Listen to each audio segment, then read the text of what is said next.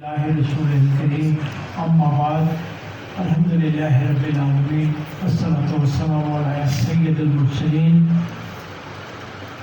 آج بہت خوبصورت دن ہے، آج بہت ہی خوبصورت دن ہے۔ دیکھیں، ایک تو جمعہ جس کو مسلمانوں کی عید قرار دیا گیا ہے، اور پھر 9 ذی الحج، یہ وہ میں سعودی عرب کی مناسبت سے بات کر رہا ہوں۔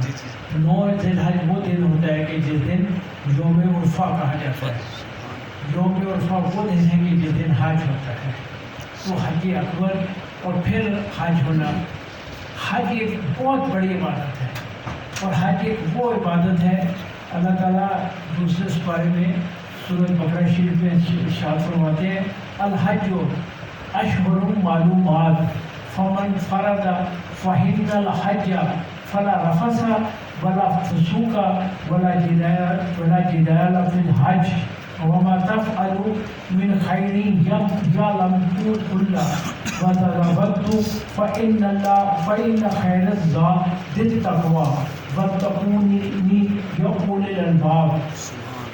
اس کا ترجمہ یہ بنتا ہے کہ حج کیا مہینے ہیں، حج کے کیا دن ہیں جو ہمیں معلوم ہے، جو اللہ نے بتا دیا۔ کیوں مہینوں کا ذکر ہے؟ کیونکہ مہینے شوال، ذوالقعدہ اور ذی الحج تینوں آ جاتے ہیں، اور یہ اس کے بعد شوال کے بعد حج کے مہینے شروع ہو جاتے ہیں کیونکہ اللہ۔ لیکن جو دن ہیں وہ بھی چند ہیں، وہ 8 ذی الحج سے حج کی ارکان شروع ہوتے ہیں، جو 12 ذی الحج تک یا 13 ذی الحج تک رہتے ہیں۔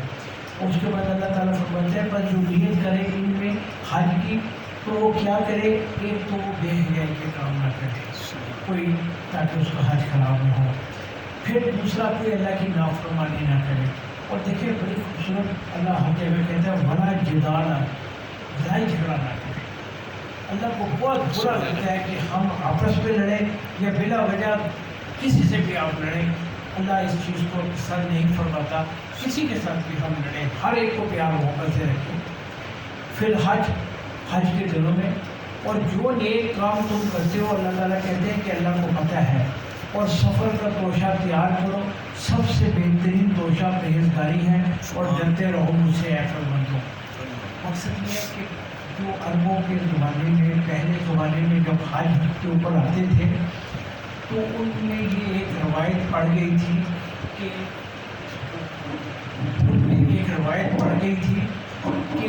حج جو ہے وہ پیسے نہ لے کے جائے، مانگ کے، یعنی کہ فکر تو اچھی چیز ہے لیکن مانگنا فکر میں نہیں آتا۔ دیکھیں، فکر اور چیز ہے حضرت صاحب، مانگنا اور چیز ہے۔ آپ اللہ کو فقیر پسند ہیں لیکن اللہ کو مانگنا پسند نہیں ہے۔ اب یہ ایک بڑی نازک بات ہے، ہر آدمی کو فقیر ہونا چاہیے لیکن ہر آدمی کو ہاتھ پھیلانے والا کسی کو نہیں ہونا چاہیے۔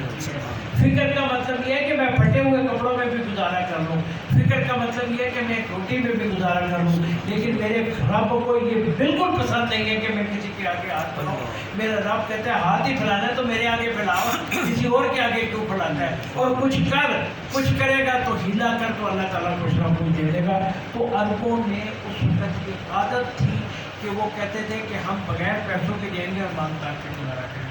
تو اس میں اللہ تعالیٰ نے اس آیت شریف میں کلیئر کر دیا کہ تم ذات تقویٰ کا ذات راہ کا بندوبست کرو، اور حج فرض ہی اس کے اوپر ہے جس کے پاس ذات راہ ہو۔ جس کے پاس ذات راہ نہیں ہے اس پہ حج فرض نہیں ہے۔ ہماری 5 عبادات، نماز ہر ایک پہ فرض ہے، روزہ بھی اسی طرح۔ حج جو ہے صرف اس پہ فرض ہے کہ جس کے پاس پیسے ہیں۔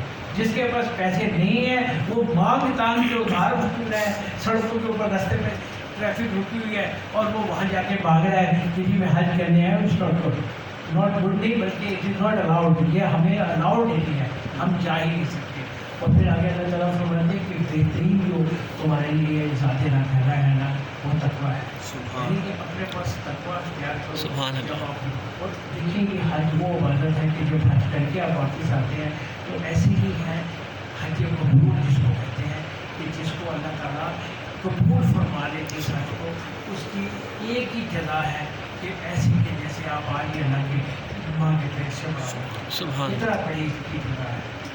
تو عزیز دوستوں، میں جس طرح پہلے بتا رہا تھا کہ آج کا دن وہ دن ہے کہ جس دن حج، اور اللہ تعالیٰ نے اس حج थोड़ा मुख्तसर सी बात करूँगा, टाइम थोड़ा होता है हमारे यहाँ।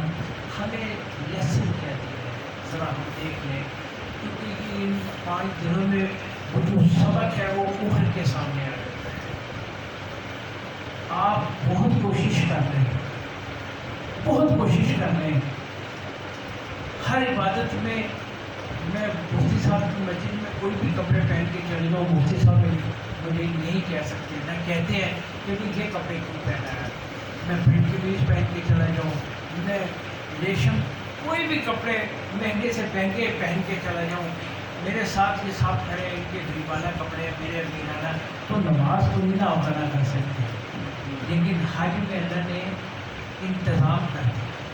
क्या इंतज़ाम कर दिया? वाह वाह, सबको कहा 2 चादरें लपेटने के, पक्का। क्या इंतज़ाम कर दिया? क्योंकि उसको पता था। अब भले कहता रहे इस्लाम हमें कि आप सादगी इख्तियार करो, लेकिन हम मस्जिद में जब जाते हैं या कहीं जो भी इबादत करते हैं, अब सादगी अपनी जगह।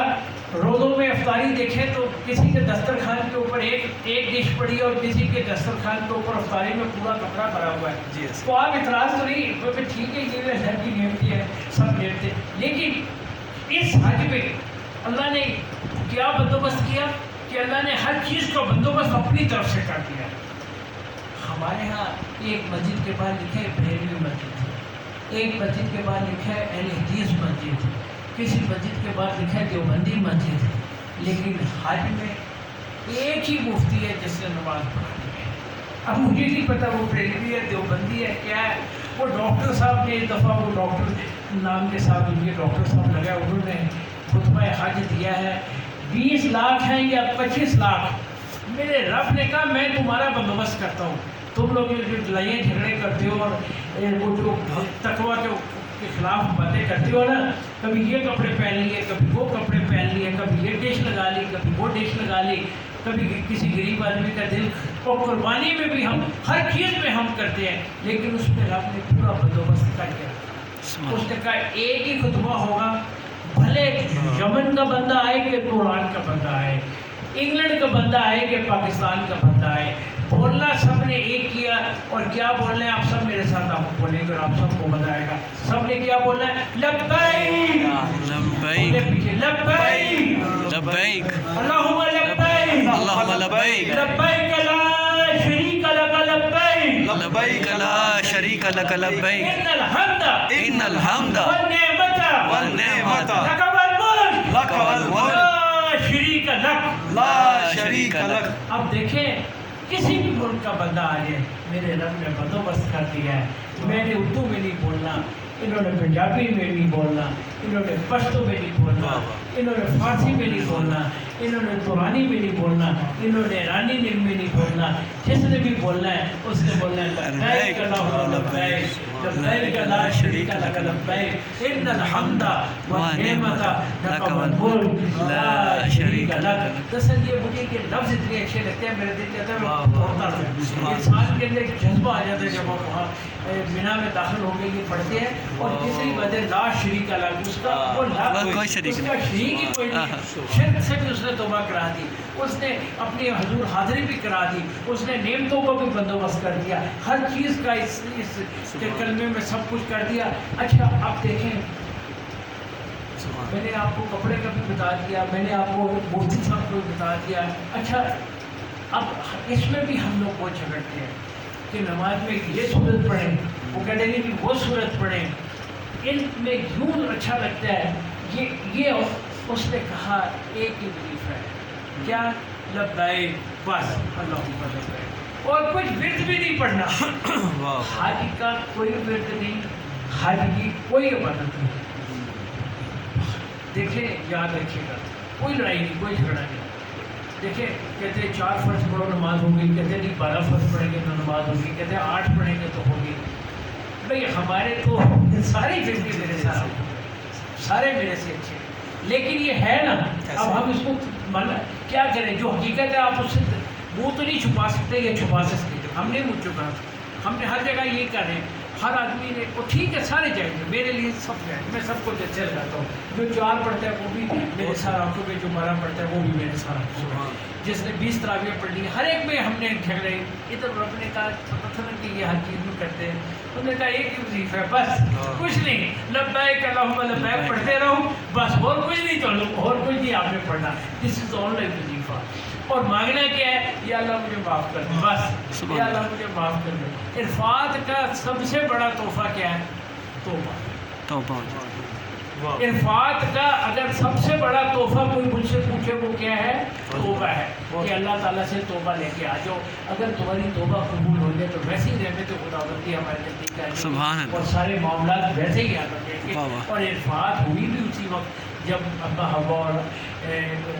حضرت آدم علیہ السلام کی توبہ قبول ہوئی عرفات کا مطلب ہے ملنا جب ان کی توبہ قبول ہوئی تو اللہ تعالیٰ نے ان کی وہ جب اپنے نور کے قریب ان کی توبہ قبول ہوئی اور ان لوگوں کو ملا دیا تو نام سے عرفات بنا اور دوسرا کیا ہے پیغمبر حضرت ابراہیم علیہ السلام کی قربانی اور کیا قربانی ہے دیکھیں وہ آگ جل جاتی ہے تو جب کئی مہینے آگ جلا دی اور ان کو وہاں پھینکنے لگے تو میرے پاس تو کوئی پرابلم ہونا تو میرے پاس تو شاہد صاحب آگے مجھے کہتے ہیں نا آگے بھی مسئلہ ہے یہ پیسے لے لیں جلدی سے دے دیجیے میں مسئلہ حل کر دوں صدیق صاحب کے پاس جاؤں گا یار میرے دانت میں درد ایک دم ڈاکٹر ہے آ جاؤ ٹھیک کرا دیں ان کے پاس فرشتہ ہے حضرت جبرائیل علیہ السلام جو سب سے طاقتور فرشتہ ہے اور آگے کہا آپ کو آگ میں پھینکنے لگے میں روک لوں کہا نہیں کوئی لوڑ نہیں ہے مجھے پتہ ہے وہ دیکھ لیا مجھے کہنے لگے تو اس سے دعا کیوں نہیں مانگتی ہو پھر مانگو تو کہتے کیوں اس نہیں نظر آ رہا اس کا ہی ہے جو اس کا ہے وہ جو اس کا میں تو راضی پر رہا ہوں ایسے ہی ہے نا حضرت میں راضی پر رضا ہوں اور جب پھینک دیا تو پھر رب نے کیا کہا اس آگ کو جس کا کام جلانا ہے اس کو کہا کہ یہ آ رہا ہے میرا بندہ یہ تیرے پاس میری امانت ہے کیا کہا میرے پاس تیرے پاس میری امانت ہے آپ کو عرض کیا جا رہا ہے یہ تیرے پاس میری امانت ہے اس کو جلنے نہ دینا اس کو جلنے نہ دینا اس کے لیے آپ بڑے گلزار بنا دیں تو ان چیزوں کے اوپر جب یہ معاملہ ہوا تو پھر اللہ تعالیٰ نے یہ حج جو ہے یہ انہی اداؤں کا ان محبوب لوگوں کی اداؤں کا جو مجموعہ ہے اس کا نام حج بنا دیا بہت لمبا موضوع ہے کیونکہ حضرت ابراہیم علیہ السلام بھی آ جاتے ہیں